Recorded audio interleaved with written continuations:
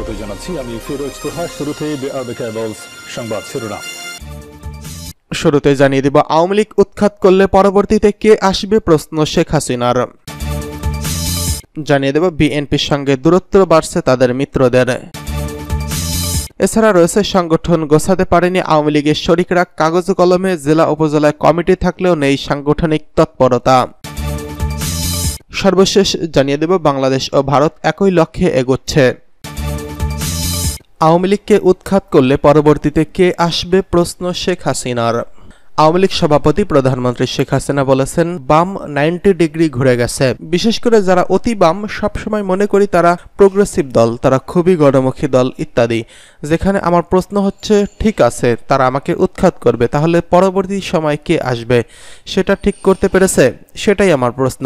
প্রধানমন্ত্রী আরও বলেন, আমার শক্তি জনগণ, জনগণ যতদিন চাইবে ক্ষমতায় থাকব। মানুষের কল্যাণে কাজ করে যাচ্ছি, এজন্য যত চক্রান্ত আর বাধা আসুক আমরা বিজয় নিয়েই আসি। এখানে জনগণের ইচ্ছার প্রতিফলন ঘটেছে। বৃহস্পতিবার প্রধানমন্ত্রী সরকার তার বাসভবন গণভবন থাইল্যান্ড সফর নিয়ে আয়োজিত সংবাদ সম্মেলনে এসব কথা বলেন। সংবাদ সম্মেলনে প্রথমে প্রধানমন্ত্রীর লিখিত বক্তব্যে থাইল্যান্ড সফরের বিস্তারিত তুলে ধরেন। পরে উপজেলা পরিষদ নির্বাচনে এমপি মন্ত্রী স্বজনদের অংশগ্রহণ ও 14 দলীয় জোটের অবস্থা এবং আওয়ামী লীগের হীরক জয়ন্তী উদযাপন, যুক্তরাষ্ট্রের মানবাধিকার নিয়ে প্রতিবেদনে দ্রব্যমূল্যের ঊর্ধ্বগতি, সরকার বিরোধী নানা ষড়যন্ত্র, যানজট কমাতে গৃহীত পরিকল্পনার, রোহিঙ্গা প্রত্যাবর্তন সহ বিভিন্ন ইস্যুতে ঘণ্টাব্যাপী সাংবাদিকদের প্রশ্নের জবাব দেন শেখ হাসিনা। এ সময় প্রধানমন্ত্রীর দুই পাশে ছিলেন আওয়ামী লীগের সাধারণ সম্পাদক, সড়ক পরিবহন সেতু মন্ত্রী ওবায়দুল কাদের এবং সভাপতিমণ্ডলীর সদস্য সংসদ উপনেতা মতিয়া চৌধুরী, সভাপতিমণ্ডলীর সদস্য শেখ ফজলুল করিম সেলিম, স্বরাষ্ট্রমন্ত্রী আসাদুজ্জামান খান, প্রধানমন্ত্রীর বেসরকারি বিনিয়োগ ও শিল্প বিষয়ক উপদেষ্টা সালমান এফ রহমান, তথ্য ও যোগাযোগ প্রযুক্তি বিষয়ক প্রতিমন্ত্রী জুনায়েদ আহমেদ পলক, বাণিজ্য প্রতিমন্ত্রী আহসানুল ইসলাম টিটো। আওয়ামী লীগের কার্যনির্বাহী সংসদের বৈঠকে সূচনা বক্তব্যে শেখ হাসিনা বলেছিলেন, অতি ডান অতি বাম এক হয়ে সরকার উৎখাত করতে চাই। তার এমন বক্তব্যের প্রসঙ্গ টেনে করা এক প্রশ্নের জবাবে প্রধানমন্ত্রী আরও বলেন, কারা আসবে, কে আসবে ক্ষমতায়, কে দেশের জন্য কাজ করবে, কাকে আনতে চায় তারা, সেটা কিন্তু স্পষ্ট নয়। আর সেটা স্পষ্ট নয় বলে জনগণের সাড়া পাচ্ছে না। বিদেশে বসে আন্দোলন করে যাচ্ছে, আমরা ডিজিটাল বাংলাদেশ করে দিয়েছি, প্রতিদিন অনলাইন আন্দোলন সংগ্রাম করে যাচ্ছে, নির্দেশ দিয়েই যাচ্ছে। যারা আন্দোলন করছে করুক, তাদের তো বাধা দিচ্ছি না। বিরোধীদের সমালোচনা করে আওয়ামী লীগ সভাপতি শেখ হাসিনা বলেন, যারা গণতন্ত্র নেই, ভোটের অধিকার নেই বলে তারাই তো মানুষের ভোটের অধিকার কেড়ে নিয়েছিল, এটা তারা ভুলে যায়। আর অনেকেই নানা ধরনের কথা বলে, কেউ কেউ উন্নয়ন চোখে দেখে, কেউ কেউ দেখে না, নাও দেখতে পারে, কারণ তাদের হাতে উন্নয়নের ফর্মুলা ভিন্ন। আমার উন্নয়ন হলো দেশের গ্রাম মানুষ, গরিব মানুষ যারা দুবেলা পেট ভরে ভাত খেতে পারে, তাদের একটু বাসস্থান হবে, চিকিৎসা পাবে, শিক্ষা পাবে, জীবনমান উন্নত হবে। আপনারা সাংবাদিক, আপনারাই বলেন 15 বছর আগে দেশের কি অবস্থা ছিল, এখন কি অবস্থার পরিবর্তন হয়নি? কেউ যদি না দেখে আমাদের তো কিছু করার নেই। বিএনপির সঙ্গে দূরত্ব বাড়ছে মিত্রদের। দ্বাদশ জাতীয় সংসদ নির্বাচনের পর অনেকটাই স্থবির সরকার বিরোধী আন্দোলন। ইস্যুভিত্তিক কর্মসূচি ছাড়াও মাঠে নেই বিএনপি।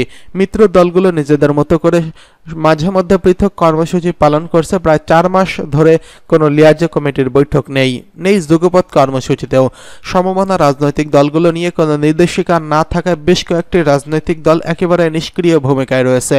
অভ্যন্তরীণ কোন্দল চলছে মিত্র দলগুলোর নেতাদের মধ্যে। সরকার বিরোধী এক দফা আন্দোলনের লক্ষ্য অর্জন না হয় ক্রমেই বিএনপির সঙ্গে দূরত্ব বাড়ছে সমমনা দলগুলোর। কেউ কেউ পরিবেশ পরিস্থিতি বুঝে নিজেকে গুটিয়ে নিয়েছেন, আবার কেউ কেউ ছোট ছোট দলগুলো বিএনপির বিরুদ্ধে অবমূল্যায়নের অভিযোগ তুলছে। এমন পরিস্থিতিতে বিএনপির সঙ্গে দূরত্ব কমাতে নিয়মিত বৈঠক করার কথা জানিয়েছেন একটি শরিক দল, একাধিক শরিক দল। শক্তি সঞ্চার করে নতুন কর্মসূচি নিয়ে আবারও একসঙ্গে মাঠে নামতে চান তারা। সংশ্লিষ্টদের সঙ্গে কথা বলে এসব তথ্য জানা গেছে। অবশ্য বিএনপি নেতাদের দাবি, সরকার বিরোধী আন্দোলনে 63 সমমনা রাজনৈতিক দল আন্দোলনের মাঠে আছে। জাতীয় নির্বাচনের পর গণতন্ত্র মঞ্চ সহ আরও কয়েকটি শরিক দলের সঙ্গে একেবারেই বৈঠক হয়েছে। রমজান ঈদের পর এখন তাপদাহ চলছে। যে কারণে নিয়মিত বৈঠক করা যায়নি। পরিস্থিতি একটু স্বাভাবিক হলে সব মিত্র রাজনৈতিক দলের সঙ্গে আবারও বৈঠক করা হবে। বিএনপির স্থায়ী কমিটির একজন নেতা যুগান্তরকে বলেন, বিএনপি ও সমমনাদের আন্দোলন সাময়িকভাবে কিছুটা ধীরগতিতে চলছে। এক দফার আন্দোলন ঘোষণা হওয়ার পর থেকে নির্বাচনকালীন সময় পর্যন্ত নানা বিষয় নিয়ে দলের নীতি নির্ধারকরা পর্যালোচনা করছেন। সমমনা দলগুলো একই কাজ করছেন, এজন্য কিছুটা দূরত্ব তৈরি হয়েছে। বিএনপি নীতি নির্ধারণী পর্যায় থেকে আগামী দিনের কর্মসূচি চূড়ান্ত করার আগেই সমমনাদের সঙ্গে বৈঠক করবে এবং তাদের মতামত গ্রহণ করবে। বিষয়টি অন্যভাবে দেখার সুযোগ নেই, তারা গণতান্ত্রিকভাবে সিদ্ধান্ত নিতে পারবেন। সূত্র মতে, যুগপৎ আন্দোলনে না থাকলেও একই দিনে একই কর্মসূচি দিয়ে মাঠে ছিল বাংলাদেশ জামায়াত ইসলাম। এদিকে সংগঠন গোছাতে পারেনি আওয়ামী লীগের শরিকেরা, কাগজ কলমে জেলা উপজেলা কমিটি থাকলেও নেই সাংগঠনিক তৎপরতা। দীর্ঘদিন ক্ষমতায় আওয়ামী লীগের আশীর্বাদ থাকলেও নিজেদের মেলে ধরতে পারেনি 14 দলীয় শরিক জোটের দলগুলো। দিবস ভিত্তিক কর্মসূচি ছাড়া রাজনীতিতে খুব বেশি সক্রিয় দেখা যায় না তাদের। এসব কর্মসূচিতে বেশিরভাগই হয় জোটের ব্যানারে। দু একটি দল কোনো কোনো দিবসে নিজেরা আলাদা কর্মসূচি পালন করলেও অধিকাংশই ছিল ঢাকা কেন্দ্রিক। জেলা উপজেলা পর্যায়ে এসব দলের কাগজে কলমে কমিটি থাকলেও নেই সাংগঠনিক তৎপরতা। নিজস্ব কার্যালয় না থাকায় অনেকের বসতবাড়িতে চলে দলীয় কার্যক্রম। এছাড়া ক্ষমতাসীন দল থেকে পাওয়া বিশেষ সুবিধা বঞ্চিত হয় অনেকের ভেতরে সৃষ্টি হয়েছে এক ধরনের চাপা ক্ষোভ ও হতাশা। ফলে ক্রমেই সাংগঠনিক কার্যক্রমে দুর্বল হচ্ছেন তারা। শরিক দলের নেতাদের অনেকেই মনে করেন, দীর্ঘ সময় জোট চর্চা করে কেউ কেউ সুবিধাগত ব্যক্তিগত সুবিধা নিলেও সাংগঠনিকভাবে ক্ষতিগ্রস্ত হয়েছেন জোটভুক্ত শরিকরা। জানতে চাইলে 14 দলীয় জোটের অন্যতম শরিক বাংলাদেশ সাম্যবাদী দলের সাধারণ সম্পাদক দিলীপ বড়ুয়া যুগান্তরকে বলেন, আমাদের অধিকাংশ কর্মী সমর্থকরা দরিদ্র, তারা নিজেদের পরিবার চালানোর পাশাপাশি দলের সময় দেন, যে কারণে ইচ্ছা থাকলেও অনেক কিছু করা সম্ভব হয় না। বিষয়গুলো নিয়ে আমাদের পরিকল্পনা আছে, দলের ভেতরে সব সমস্যার সমাধান করা হবে, সেজন্য পরিকল্পনা গ্রহণ করা হয়েছে। এদিকে বাংলাদেশ ও ভারত একই লক্ষ্যে এগোচ্ছে। বাংলাদেশ আওয়ামী লীগের তথ্য ও গবেষণা বিষয়ক সম্পাদক ডক্টর সেলিম মাহমুদ বলেছেন, বাংলাদেশ ও ভারত আজ যুগান্তকারী উন্নয়ন, অগ্রগতি ও সমৃদ্ধি অর্জনে পৃথিবীর নতুন ইতিহাস সৃষ্টি করেছে। এই দুই বন্ধু রাষ্ট্র আজ একই লক্ষ্যে এগোচ্ছে।